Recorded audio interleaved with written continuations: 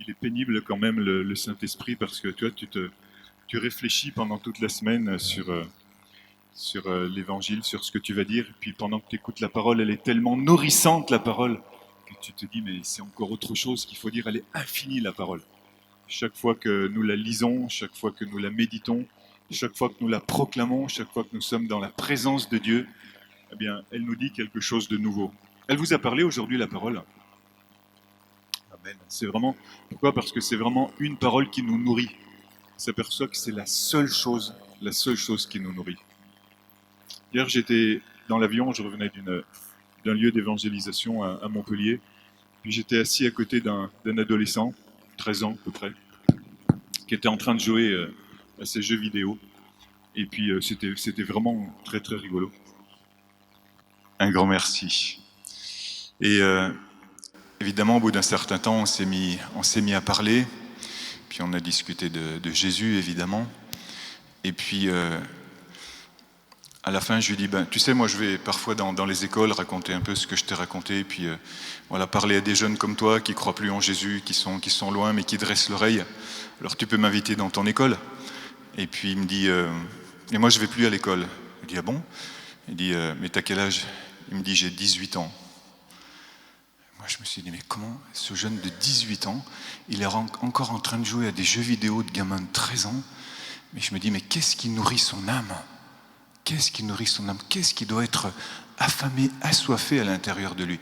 Et c'était un jeune super intéressant. En discutant avec lui, on sentait la force, la joie de cette génération qui est généreuse, qui a envie de donner, de se donner, puis qui ne trouve pas, et qui a une âme assoiffée, et puis qui essaye de se combler avec ce genre de choses qui ne rassasient pas l'âme, qui ne touchent pas le cœur profond, qui laisse l'âme un peu en désarroi à droite et à gauche, et puis en fait des jeunes qui sont tout prêts ensuite à entrer en écoute, en dialogue. On a discuté quand même assez longtemps, lui et moi.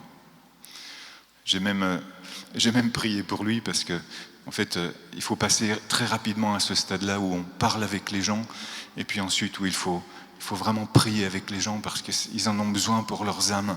Ils en ont besoin pour leurs âmes. Il avait des acouphènes à un certain moment, j'ai prié pour lui, l'acouphène est passé. Il m'a dit, oui, mais c'est facile parce que l'acouphène, au bout d'un certain temps, il s'en va. J'ai dit, c'est vrai, mais moi j'ai demandé à Dieu qu'il s'en aille pour toujours. Et puis, on verra, il me dit, ah, si jamais j'ai plus mes acouphènes, je vous promets que je viens chez vous et puis que je viens vous en parler. Mais ce qui était vraiment beau, c'est qu'on ait pu prier ensemble. C'est qu'il ait pu rencontrer quelqu'un qui lui parle de l'amour de Dieu. Vous savez que chacun d'entre vous, vous êtes mandaté pour ça. Alléluia. Chacun d'entre vous, parce que vous avez reçu cette grâce dans votre vie à un certain moment, par le baptême et la confirmation, vous êtes mandaté, vous êtes envoyé. Vous êtes envoyé. Le pape Jean-Paul II, c'est le pape François qui disait à un certain moment, nous sommes des baptisés missionnaires. Et il disait, maintenant on met un trait d'union. Avant on disait baptisé et missionnaire. Maintenant c'est automatique. C'est un trait d'union. On est baptisé missionnaire immédiatement. Vous avez déjà reçu des gros cadeaux dans votre vie? Ah, je voudrais vous poser une question aussi. Qui d'entre vous n'a jamais râlé une fois dans sa vie? On dit que c'est que les Français qui sont râleurs, mais je vois que même les Belges aussi sont râleurs. Ça va.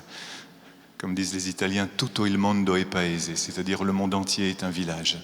C'est ça. Alors les Israélites, ils râlaient très très fort. Ils râlaient très très fort dans le désert. Et en fait, c'était un peu de leur faute s'ils râlaient parce qu'ils avaient vu la terre promise, mais ils avaient refusé d'y rentrer.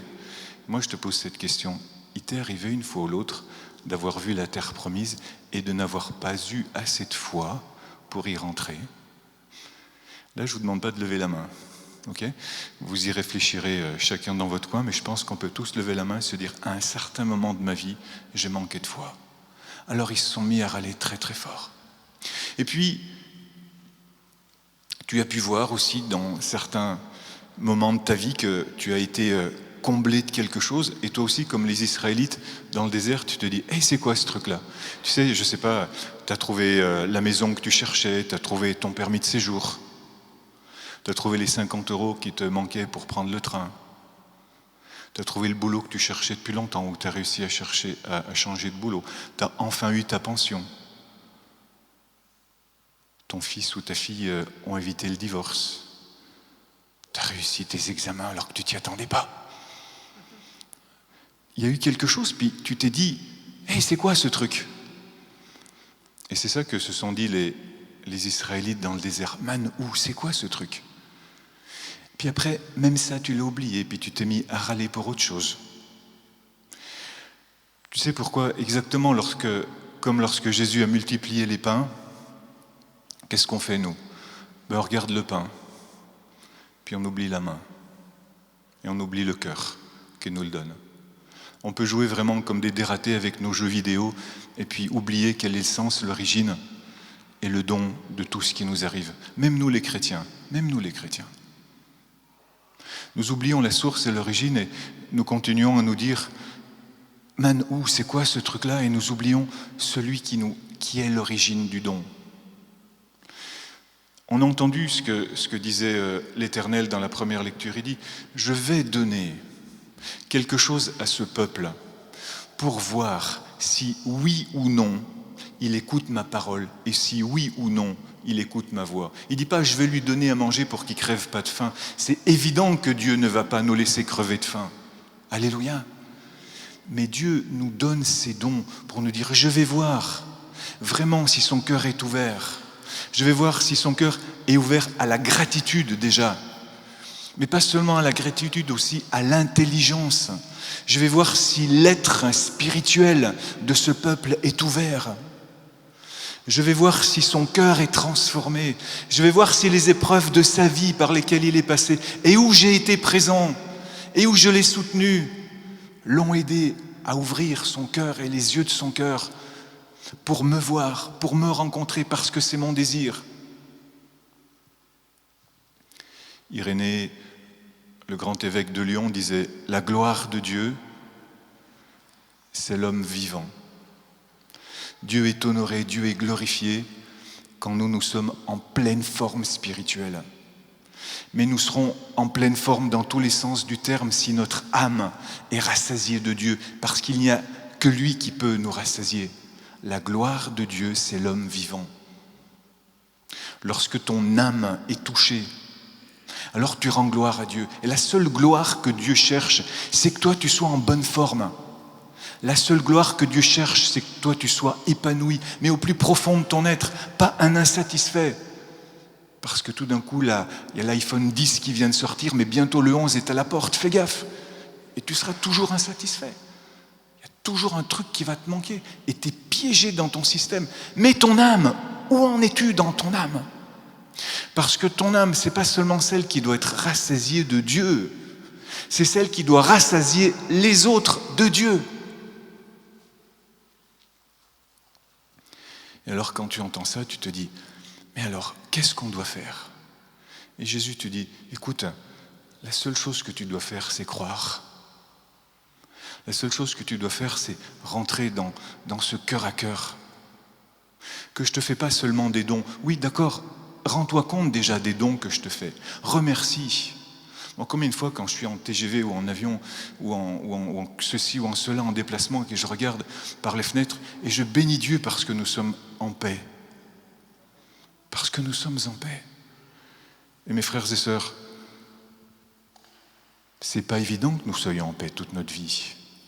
Dans les Balkans ou en Irak ou en Iran ou au Congo, ça s'est déclenché tout d'un coup, ces trucs-là. Et je bénis Dieu parce que ça va pas si mal que ça au fond. Je bénis Dieu parce que je le remercie pour ce que j'ai. Déjà. Et après, je me dis que ces dons-là, il ne les fait pas simplement pour que je sois bien tranquillement assis ou pour satisfaire mon ego, pour me rendre bien tranquille. Il le fait pour me mettre en connexion avec lui, parce que ma connexion avec lui est cela seul qui réjouit mon âme. Combien de fois cette semaine, j'ai rencontré beaucoup de jeunes et d'adultes aussi, je leur ai dit, mais ta guérison, et je leur ai dit, moi je suis médecin des âmes, je te fais une ordonnance, et ta guérison, c'est comme ça, tu vas louer Dieu 3 fois par jour, et sans modération, et même 3 fois, avant, pendant et après les repas. Tu vas louer Dieu, tu vas le bénir, parce que c'est ça qui va épanouir ton âme. Il n'y a personne d'autre au monde qui ait dit « Je suis le chemin, la vérité et la vie ». Il n'y a personne d'autre au monde qui ait dit « Je suis la nourriture descendue du ciel ». Personne n'a eu cette audace, cette vérité de le dire en vérité. Il n'y a que lui qui puisse dire ça, il n'y a que Jésus qui a dit ça, parce qu'il y a seulement lui qui puisse remplir mon âme, même dans les autres religions que je respecte à 120%. Mais seulement Jésus a été celui qui nous a dit qu'il est la nourriture de notre âme. L'œuvre de Dieu, c'est que vous croyez. Et nous entrons par cela dans l'adoration, dans la vénération, dans la louange. Et alors il fait resplendir notre âme, il guérit nos corps. J'ai participé à plusieurs temps d'évangélisation avec des adolescents et des jeunes pendant cet été. J'ai vu plusieurs guérisons physiques, j'ai vu des délivrances intérieures par l'adoration, par la bénédiction. Oui, les temps nouveaux sont arrivés, frères et sœurs, pour que nous puissions de nouveau annoncer Jésus-Christ et le faire avec puissance. Mais pour cela, il est important avant toute chose que nous croyions dans l'œuvre de Dieu, que nous croyions dans l'œuvre qu'il a fait à l'intérieur de nous, que nous relisions notre histoire. Pourquoi ça ne va pas? Pourquoi je râle? Merci Seigneur, ta gloire, c'est que je sois vivant, c'est que je sois vivante. Alléluia.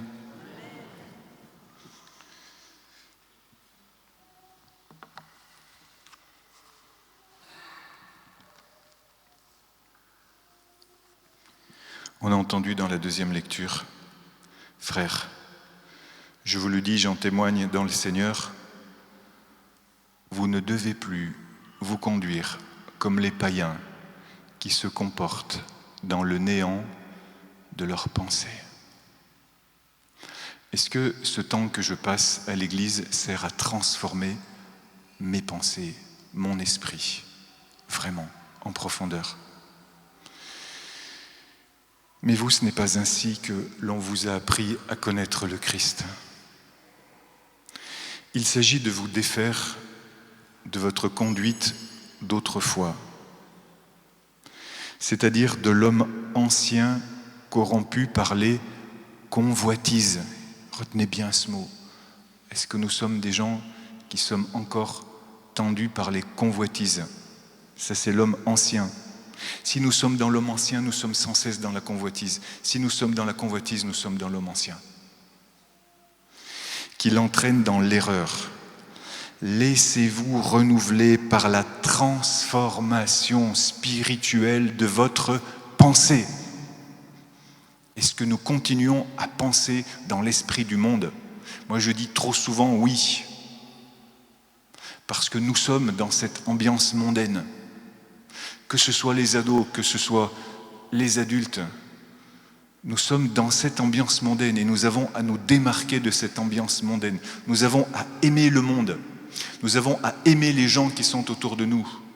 Nous avons à aimer les musulmans, nous avons à aimer les non-chrétiens et à les aimer à tel point que nous leur apportons la parole de Dieu, l'évangile qui nous a été annoncé, Jésus que nous aimons de tout notre cœur. Alléluia. C'est cela que nous sommes appelés à faire, frères et sœurs. Et moi, je demande avec vous une nouvelle Pentecôte sur notre Église. Peut-être que ce n'est pas donné et ce n'est pas un appel pour chacun d'aller évangéliser dans la rue. Mais c'est un appel pour chacun de se dire, moi j'ai une place centrale dans l'évangélisation. Si, quand je suis chez moi, je dis le chapelet pour ceux qui sont en train de prier dans la rue. Alléluia. Et on a besoin de votre chapelet. On a besoin que vous puissiez dire « Je suis chrétien » à certains moments de notre vie quand notre cœur n'en peut plus et que... Parce que là, c'est ça l'entrée dans la terre promise. C'est le moment où j'entre dans mon héritage. Et mon héritage, c'est ma fierté chrétienne. Et où je peux dire, à un certain moment comme ça, parce que ça m'est donné sur le marché, en famille, avec un groupe d'amis, moi je crois en Jésus-Christ. Il est mon salut, il est ma gloire, il est mon amour. Je vous disais avec les adolescents c'est fort, ça résonne un peu, tu peux baisser. Avec les adolescents, cet été, nous avons fait un camp, plusieurs sont encore ici. Il y avait 170 jeunes, nous sommes allés faire du sport sur la mer, Et puis nous avons enseigné la théologie de Jean-Paul II. Et puis nous avons fait des veillées de louanges. Et puis il y a eu des guérisons, il y a eu des miracles, il y a eu des conversions profondes. Là, je reviens du lancement du festival Annuncio sur les plages à Montpellier, où là encore 180 grands jeunes sont allés évangéliser. Ils y sont en ce moment toute la semaine. Nous les avons plongés dans l'Esprit Saint pour les préparer. Et là encore, nous avons vu des guérisons physiques. Nous avons vu des délivrances spirituelles. Nous avons vu des jeunes qui disent « Pour la première fois, j'ai vraiment fait la rencontre de Jésus-Christ ». Pourtant, ce sont des jeunes qui sont courageux. Aucun d'entre nous n'a envie spontanément de sortir dans les rues ou d'aller sur les plages et d'annoncer Jésus-Christ. Spontanément, aucun d'entre nous. Moi-même en premier. Même Jacques qui organise ça, on y va toujours en faisant un effort, c'est un appel. Et tous ces jeunes sont venus là, et certains dans le désir de se donner. Et nous avons tous ce désir-là, et nous avons tous cette possibilité de participer à cette évangélisation. De participer à ce don, parce que le don le plus grand que Dieu nous donne, c'est lui-même. Et c'est ça, cette nouvelle mentalité dans laquelle nous avons entré. Donc je vous dis, priez, priez, priez, demandons cette nouvelle Pentecôte. Elle est en cours. Restons dessous, restons sous l'effusion de l'Esprit Saint. Elle a commencé dans cette Église, et elle a commencé dans l'Église. Mais ne cessons pas de rester sous les langues de feu pour pouvoir sortir et pour pouvoir annoncer. Parce qu'autour de nous, beaucoup encore jouent sur leurs jeux vidéo en étant morts de faim à l'intérieur avec un désir profond de se donner. Alléluia. Je suis le chemin, la vérité, la vie. Ah oui, Jésus, toi seul est celui qui remplit notre âme, toi seul est celui qui remplit vraiment notre cœur. Tu es le don et le donateur en même temps. Nous allons t'accueillir maintenant dans l'Eucharistie, Seigneur Jésus. Nous voulons que tu remplisses complètement notre cœur. Mettez une main sur votre cœur, si vous voulez. Nous ouvrons vraiment notre cœur à ta révélation, à une transformation profonde de notre cœur et de nos pensées. En ce moment, nous faisons le choix, pour certains un peu hésitants. Est-ce qu'il va vraiment m'enlever mes jeux vidéo? Est-ce qu'il va vraiment m'enlever mes séries? Non. Mais il va peut-être te permettre de les vivre autrement. Et surtout, il va te permettre de donner le meilleur de toi-même, d'entrer dans la terre promise. Après que tu auras été nourri par la manne, le pain vivant descendu du ciel. Alléluia.